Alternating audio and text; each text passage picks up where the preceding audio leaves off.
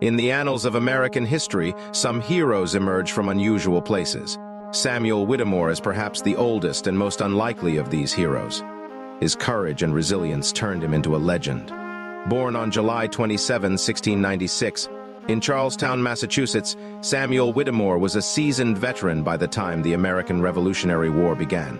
He was involved in the capture of the French stronghold, the fortress of Louisbourg, in 1745 while he was in his 40s, a ripe old age during the 1700s. Almost 20 years later, he served as a captain of dragoons in the French and Indian War, where he again assisted in the capture of the same fortress in the expedition against Chief Pontiac in 1763. By this point, Whittemore was downright elderly in his mid-60s. For most, this would have been the end of a long and illustrious military career. But not Samuel Whittemore. On April 19, 1775, British forces were returning to Boston from the battles of Lexington and Concord, the opening engagements of the war. On their march, they were continually shot at by American militiamen. Unbeknownst to the colonials, the British sent a relief brigade under Earl Percy to assist in the retreat and thwart the harrying militiamen. Whittemore, near 80 years of age, was in his fields when he spotted the approaching British relief brigade. The icon of American courage didn't even hesitate.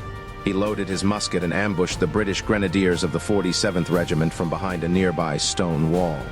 He killed one soldier with his musket, then drew his dueling pistols, killed a second grenadier, and mortally wounded a third. By the time Whittemore had fired his third shot, a British detachment had reached his position. Whittemore drew his sword and led what can only be described as a one-man geriatric charge. He was subsequently shot in the face, bayoneted numerous times, and left for dead in a pool of blood. But the elderly revolutionary still had more to give. He was found by colonial forces trying to load his musket to continue the fight. His rescuers rushed him to Dr. Cotton Tufts of Medford, who perceived no hope for his survival. But Whittemore defied expectations one last time.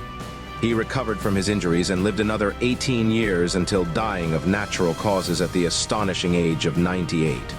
Whittemore will forever be remembered as a revolutionary who, despite the odds, despite his circumstances, and despite his age, shook his fist at tyranny and struck a blow for American freedom. If you enjoyed this video, don't forget to like, comment, and subscribe for more fascinating content.